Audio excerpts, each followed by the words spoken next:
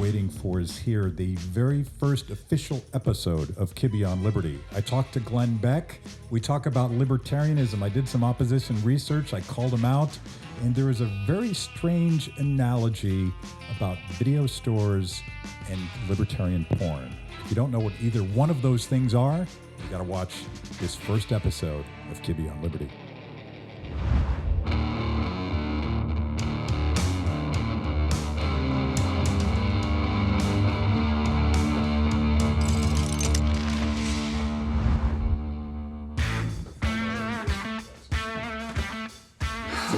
They foolishly followed me along. Follow you here.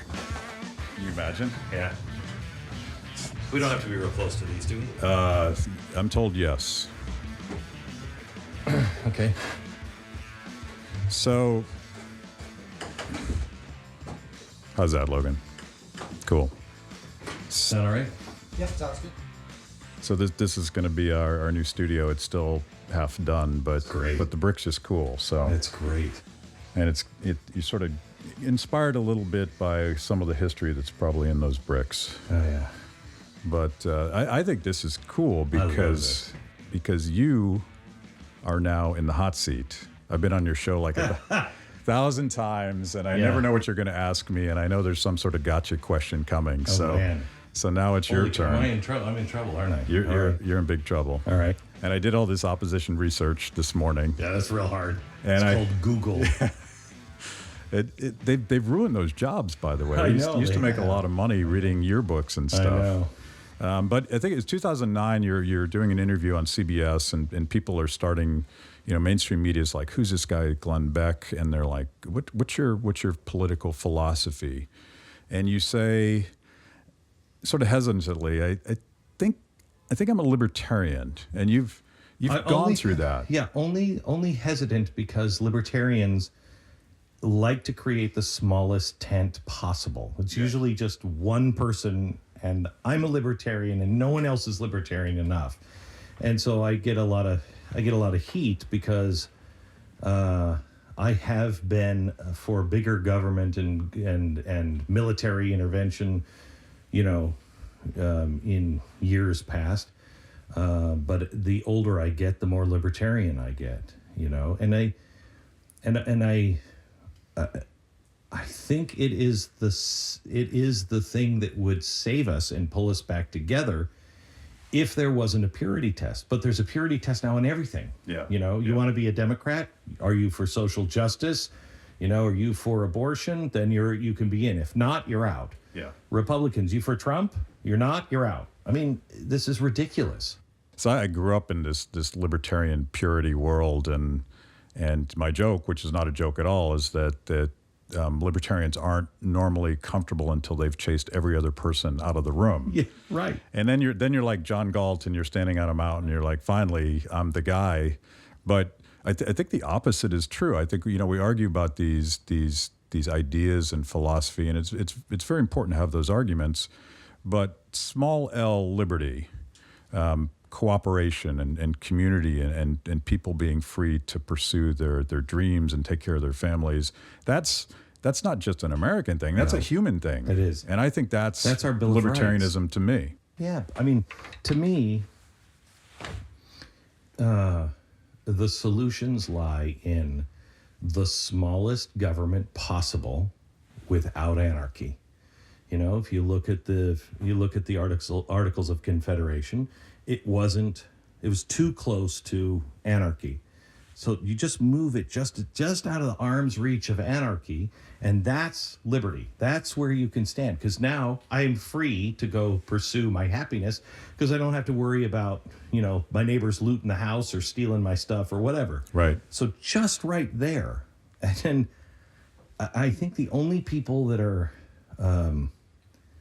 afraid of that are the ones that don't believe in people. They don't believe that people are genuinely good. So I think you have to be an optimist that people, they want to be good. They want the same basic thing. You go to the Palestinians, you go to the Jews in Israel. Pretty much, you get them alone, because I've done it. They say the same thing. I just want to raise my family. I just want a good job. Yeah. I just want to go on vacation. Everybody just leave me alone. Just leave me alone.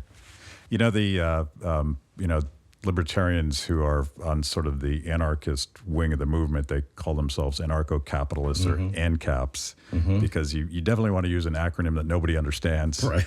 Libertarians love to do that. But, a lot of that thinking, and I think misunderstanding even about anarchy, a better understanding, it sort of comes from the Scottish Enlightenment, and not just Adam Smith and the theory of moral sentiments, but Adam Ferguson, when he talked about the wisdom of crowds, and he's like, no one's directing this stuff, and yet people left free just sort of work it out. And in that sense, today, everything you did today, it's very libertarian, because no one told you anything. Like, people are driving on this side of the road and people are doing all the things they do every day, and it's completely undirected. And that, to me, is the essence of human cooperation. So here is the rub on that with some libertarians and me, because they hear certain words and they're buzzwords, and I understand it because I hear it from the left, and I'm like, okay. But it doesn't necessarily mean that's accurate. Right. You brought up the theory of moral sentiments. That's the problem with our free market right now. We don't have moral sentiments. Our moral sentiments are all running towards vengeance and greed and everything else. So the secret is, how do you find, and that's where I think our founders were, it was strange, because they were, I think, deeply religious, some of them deeply religious. Some of them, I would say, because of the time, would consider themselves religious, but we would call them more spiritual, you know what I mean? But they all had this moral code, even Ben Franklin, you look at what he did every night when he went to bed and every morning when he got up. He was working on a moral code. Church used to give us a moral code. Well, we've chased, Moses and Jesus out. So who do we replace that? Who has our society said, that's our archetypal man? We don't have one. And we have to, I don't care who it is, and we don't even have to universally agree on it. You want Gandhi, you want Buddha, you want, Steve down the street. I don't care. Yeah. But we have to say, these traits are the traits that we look and say, that's an archetypal figure that we should strive to be. Yeah. So I'm more of a Hayek dork on this, and I think, Hayek talked about the sort of spontaneous evolution of the rules that hold society together, and when those are replaced or corrupted with government mandates, people start to shed the responsibility of being a good person, right? Right. Because if there isn't someone that say, I got that for you, I'll take care of your neighbor in need, then you can say, well, I'm paying my taxes. Why should I have a responsibility to do that? I saw this in play in my own life. I moved to New York City, and I grew up in a small town, and my dad was a business owner on Main Street, and I come from a place where if there was garbage, you'd pick it up and throw it in the garbage pan, garbage pail, on Main Street. And I got to New York. I was still kind of that guy in many ways. And about a year and a half, 2 years into it, after paying so much in taxes and being told every step of the way what you can and cannot do, I caught myself going into my building, and it was a wreck. There was garbage from the street everywhere. And I said, when is this city going to do something? And I stopped and I went, I've got to get out of this city. Yeah. Because they've told you can't do it. Then they've charged you all this money. We're the authority. We're going to do it. And then all of a sudden, you don't have any responsibility to anything. Yeah. It's bad.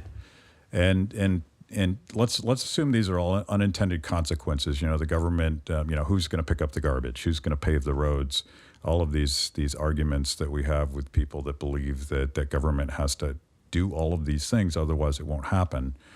But let's take a radical step, because I know I was on your show a couple weeks ago, and we were talking about border security, and we started talking about the drug war. Mm-hmm. And most conservatives I know, maybe all of them, say, drug abuse is bad, government's got to do something. Mm-hmm.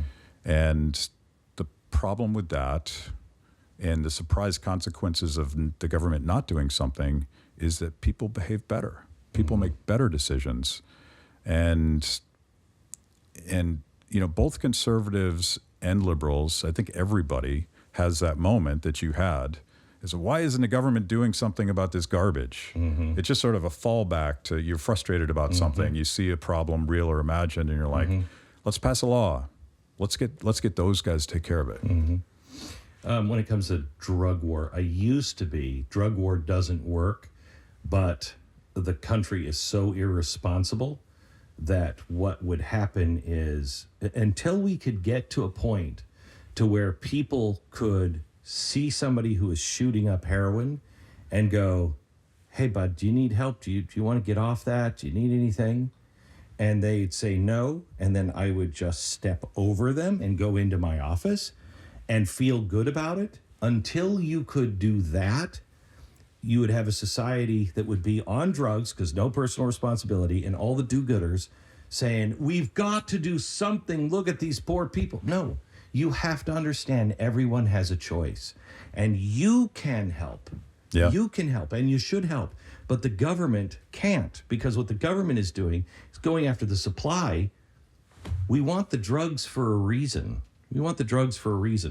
That's a human thing. I'm an alcoholic. Nobody could have stopped me from drinking. You could have taken all of the booze away. I would have made my own. Kitty Dukakis was drinking hairspray, for the love of God. I mean, you want to get high, you're going to find a way to get high. You want to kill somebody, you're going to find a way to kill somebody. That's you. The drug war, we have spent how much money? It's only, it created Al Capone and made Chicago what it was notorious for. Yeah. It's doing the same thing. If we legalize drugs, and then even if we spent a fraction of that money on rehab centers and being able to help people, I don't even think that's the government's job. But okay, I'll go there. Compromise with you. Who go there? I think communities and people, there's no program is better at rehab than Alcoholics Anonymous. And there is no CEO. There's no fundraiser. We all bring our own donuts. We all bring our own coffee. We all find a place to meet, and it works. Why aren't we encouraging that? One of the problems with selling a liberty-based solution, which really comes down to people and communities and families and responsible choices, are going to work things out. We don't know exactly how, but it's going to work itself out.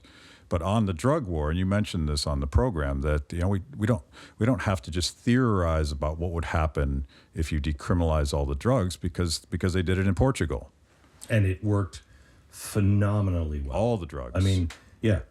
They had such a problem. They kept spending more and more and more. Population was getting to critical status where too many people were just hooked on heroin, and it was an epidemic. Worse than the opioid crisis that we have now. Imagine that. And they went the other way. We keep spending money, it keeps getting worse. It's like education. We keep spending more money, and it keeps getting worse. Maybe we should go the other direction. So they stopped spending money. They did put money into helping people who wanted help and education for those people, get them back in the city, into the society, and it's been a huge success at a fraction of the cost. Yeah. They went from the worst in the EU to the best by almost any measure. Drug deaths almost disappeared. Young people, use of any drug amongst young people went down, not up, when it was decriminalized. And I wish we would learn this, because I look at the opioid crisis and the government's response to it as exactly the wrong thing to do if you're worried about young people abusing opioids, or anybody for that matter.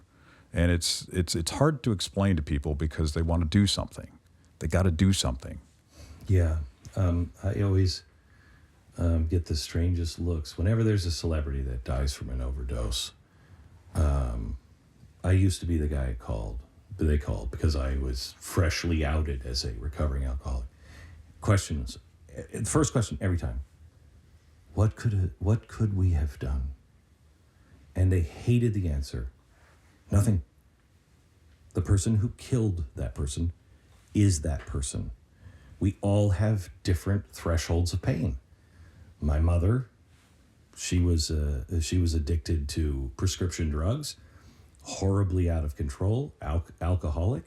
She died. Her threshold for pain was lower than the floor of death, so she died. People die. Nothing can be done to help somebody who doesn't want the help. Yeah. We have to help the people who want it. We're trying. People have to make the choice, and it's always going to come down to a choice. And I think a lot of young people today, they live in this world where they make just a zillion choices a day. Mm-hmm. And in that sense, they sort of live in this radically libertarian because they make a lot of responsible choices. They don't even consider it a burden to do that. And it used to be that we had all these top-down institutions that told us what to think and what to do and how to behave. And now almost all of those institutions are falling apart. Mm-hmm. They've been disrupted by technology. My theory is that this Generation Z, millennial generation, that they are the real libertarian generation. They already live it. They live that world. Yep, they live it. And what's funny is the companies that allowed them to live it are becoming the oppressors. Yeah. They're the new state. The man. Yeah. They're the new man. When Google, YouTube, all these platforms, that was really an important word. I'm a platform. I'm just helping you connect with the things you want to connect with. When all of a sudden they say, well, no, I don't want you connecting over there, or I don't want you posting that over here, you're no longer a free platform. Right. And they're starting to merge. I mean, when you have Google and Facebook and Apple being the biggest spenders on Capitol Hill, that's an oppressor. Yeah. That's an oppressor. I mean, that's the life cycle of a corporation. Yeah. They start off as disruptive innovators. They don't want the government to stop them from doing these things. Silicon Valley is a great example of this. I think they were probably far more liberty-minded back in the day, but now they're the establishment. Mm-hmm. And the establishment rent seeks and rent protects and finds a friend in Washington and all that stuff. Tocqueville talked about that in Democracy for America. This is going to work fine, he said, until somebody figures out that it'll be better for them to kick the door of liberty closed behind them. Yeah. That way they can protect what they have, make sure nobody else climbs up. I was talking to Ray Kurzweil. You know who Ray Kurzweil is? Yeah. So I was talking to Ray Kurzweil, and he is such a brain, and yet I don't think he's thought some things through. Right. And I asked him, I said, so wait a minute. Let's just talk about Google here for a second. Google will know everything I'm doing. Why would a company like Google, who has the algorithm to go, oh, he's trying to create a new Google. Why would Google help me create a disruption for Google? Why would these giant companies allow, if they have all the information, they know, and they could just steer your path one way or another, success or failure. Right. Why would they do that? Well, because they just won't. Because they're good people. Have you read about people? I mean, people when they have power. Yeah, who was that guy that said power corrupts? Yeah. There was a guy. He was a smart guy. There was a guy. But, I think people look at now Google and Facebook and Microsoft before that and go back the history of corporations. They go through this life cycle where they're creating value for their customers and they're making people's lives better. And all of a sudden they become the big boy on the block. And instead of worrying about producing a better product, they jet to Washington and buy a committee chairman. And I think a lot of young people, when they think about capitalism, I don't like to even use the word capitalism, but when they think about the free market system, they think about that cronyism. And so they're, everywhere today, Alexandria Ocasio-Cortez is telling young people, you got to choose. There's this corrupt system. And she talks about it in her original videos, like, the guy that she took out, the Democrat that she beat, he was in bed with Wall Street, and he helped engineer the Wall Street bailout, and that's not right. I agree with her, 1,000%. But of course, the false choice that she offers is that's why we have to be socialists, because if you don't like that, you got to be this. So you can have no police. I mean, think about this. What you're saying is, I don't like the way the insurance companies are denying people health care when they get into a hospital. So I'm going to make the government the provider of the insurance. Well, when I have a private insurance company, they hate negative publicity. Yeah. I can Facebook, I can create a campaign, I can get on television, radio, and social media, whatever I have to do, and embarrass them. And I guarantee you, we just had a guy who a hospital had his tube pulled, his feeding tube and his hydration tube pulled. After being in a coma for 2 weeks, they said, he's not going to make it. They pulled it. Okay. A friend of mine calls me up and says, do you know this is happening? I said, no. He gets onto a plane, meets with the parents who said, what is happening? They said, we don't know. We've been trying for 2 weeks to get him back on. It's now, I think, 18 days he hasn't had food or water. He's about ready to die. I get on the radio with the mom. All of a sudden, within an hour and a half, lo and behold, he has his feeding and water back. Boom. The government doesn't care. Yeah. When the government is in charge, they're not. Who do you call? They're not embarrassed by anything. They don't care. And that's sort of the Achilles heel of modern populist progressivism, democratic socialism. You go look at a Bernie Sanders speech, and at a very superficial level, it feels a little bit like Ron Paul. He's railing against the Federal Reserve. He's railing against crony capitalism, permanent war, mass incarceration. Of course, those are all stories about government with too much power. Yes. And so this is why I'm optimistic about this program, because I think we also, former Tea Partiers, libertarians, constitutional conservatives, we spend a lot of time raging against the machine. We don't like government corruption, and we don't like big government does stupid and sometimes horrible things. But that second half of the story, we have a better story. I don't think we tell it very well. But that story about cooperation and bottom up and the things that people could do to help each other and solve problems, left alone to do that, the democratic socialists have that narrative now. And it's a complete disconnect. It doesn't make any sense with what they're proposing. But the vision of sort of localism, getting back to communities, that's our story. It's not their story. It can't be their story. I lived through their story. It made me say, when is the city going to do something? That's not. New York is not communitarian. Los Angeles is not communitarian. I mean, I read Michael Lerner's book. I actually like his work. I agree with the feeling of his book. Yeah. I can't remember which one it was, but it was on communitarianism that I read 15 years ago, maybe 20 years ago. And it's right until it's imposed on you. Right. It can't. We are supposed to be the place that doesn't impose things on people. Look, man, you want to live in the woods and eat squirrels your whole life, and drink juice from berries that you squeeze yourself, and you think bears are God? Go for it, dude. Have a good time. I don't care. That's our country. I did that for a couple of years. I know. That's our country, though. Yeah. We were the crazy ones. We were the ones who everybody over in Europe went, oh, this guy's driving me out of my mind.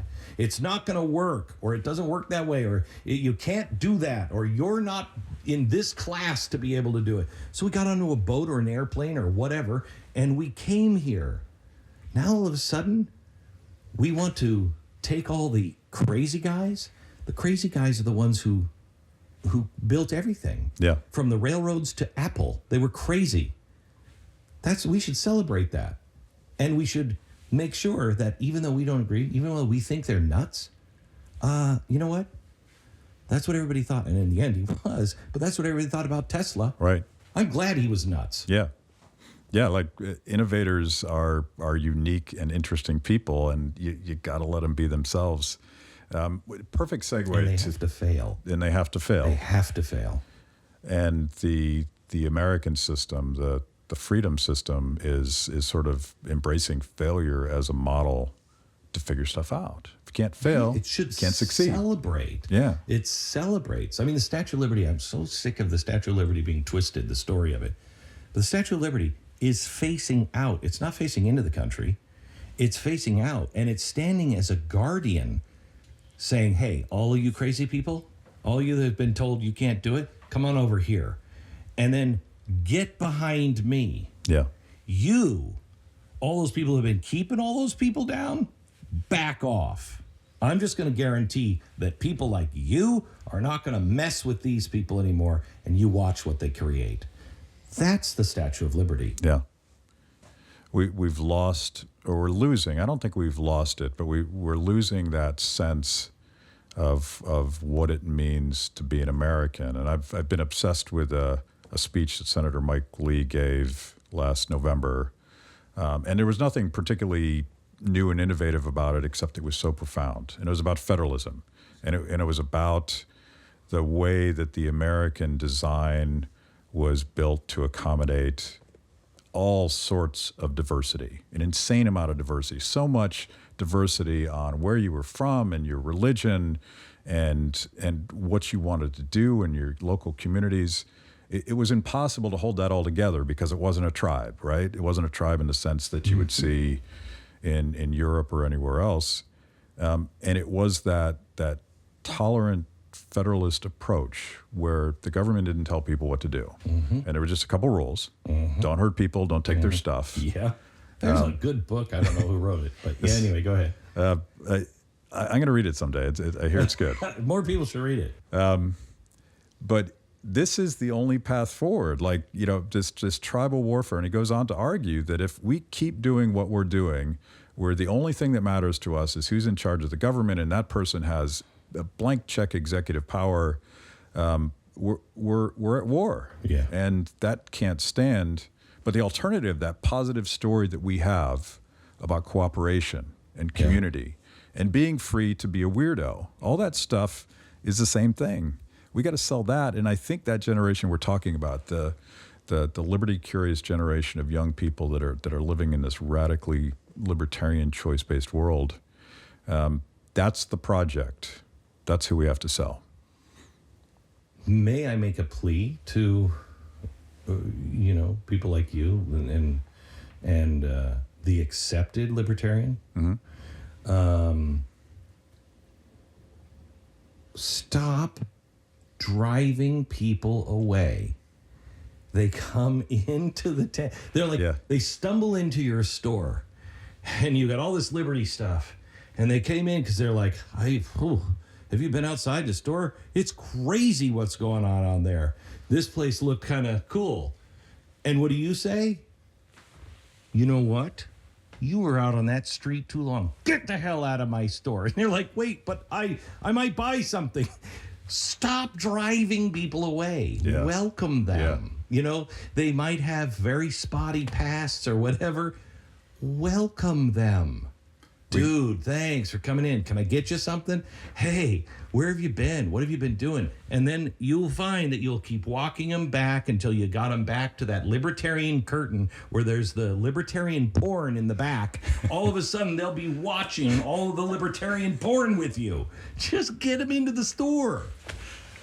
I think we're at that moment. Like, and I watch all the warfare that goes on and the various factions of libertarianism, but sometimes I'll use all the labels: libertarian, classical, liberal, constitutional, conservative. I consider all of those things essentially the same thing. Me too. And that's the community we need to connect. And I think there are still a few remaining civil libertarians on the left who are sort of hungry for that world where you can actually speak your mind. It's a radical concept. Man, I have to tell you, I read this is probably 1995, and I read what's his name? Philosopher came up with that the stars are a collection of suns. You'd know him. Anyway, from the Enlightenment, and he said, there are many things that I believe that I shall never say, but I shall never say the things of which I do not believe. And I remember pondering that. I memorized it because I pondered it for so long. And what I pondered was, what kind of world were you living in where you were afraid to say the things that you believe? Yeah. I couldn't relate to that. Now I think many Americans are coming to the recognition, holy crap, like this one. Like that's what it was like, what it's like right now. And if you haven't felt it, you will. I mean, every single group is purging themselves of anybody who's in the middle, going, wait, can't we just leave each other alone? How about that? You know, Democrats, Republicans, Libertarians, everyone. And it's creating this middle that is not necessarily milquetoast middle philosophically, you know what I mean? Right. They just believe, can't we just all get along? Yeah. Yeah, I struggle with this because it's not really the middle, because I don't accept this left-right spectrum, and we've talked about this before. But they're outside looking at Crazy Town here in Washington, D.C. It's like this.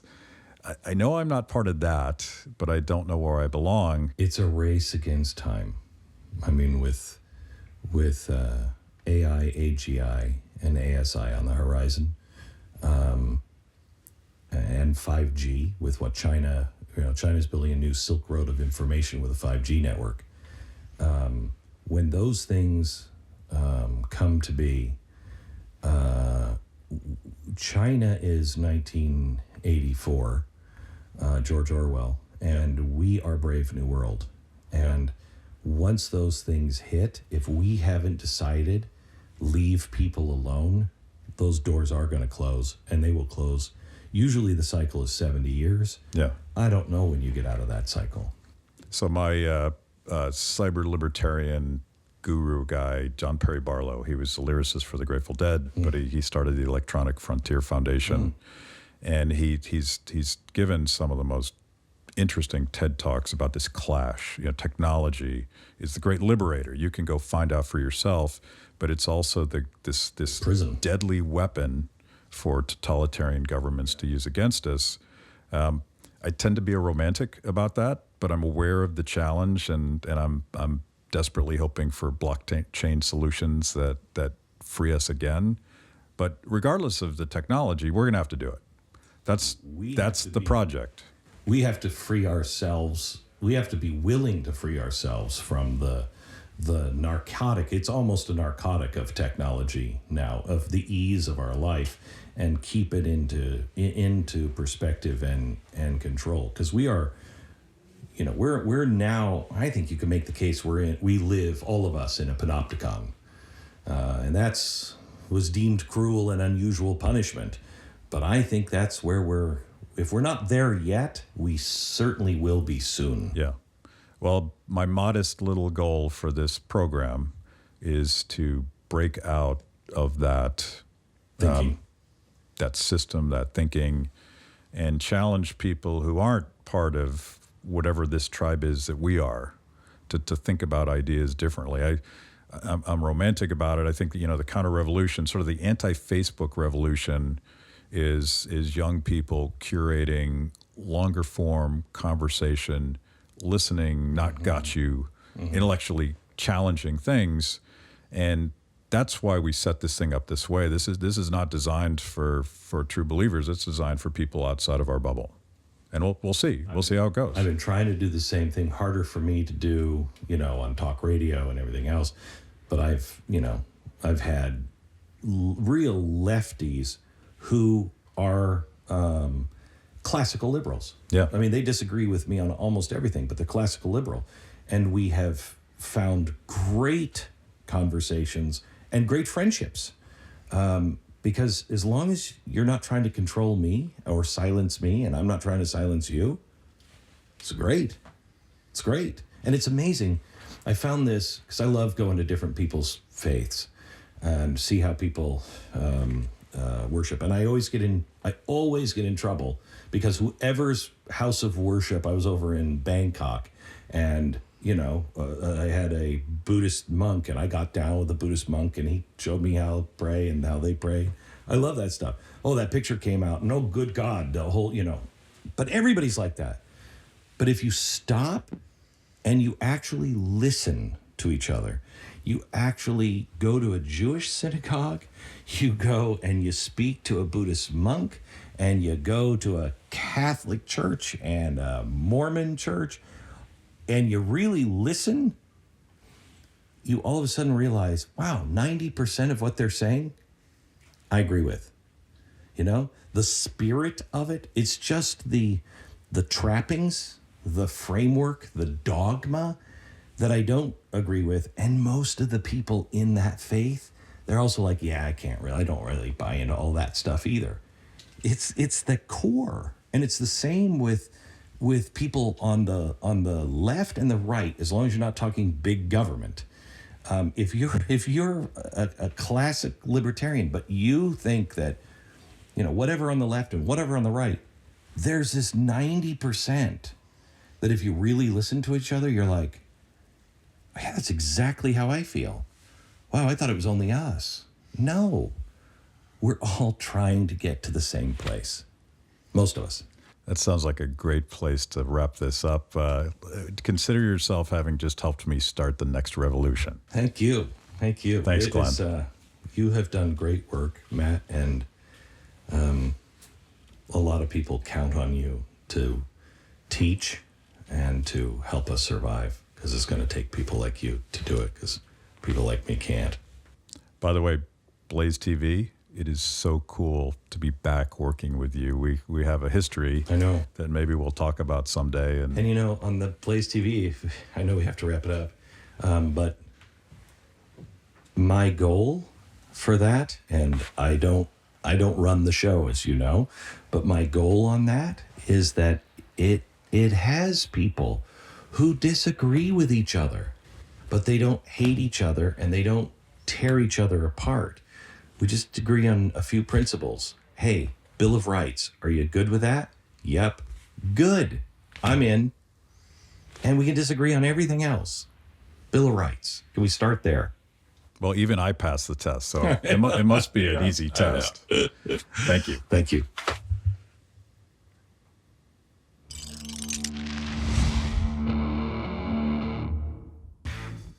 Thanks for watching Kibbe on Liberty.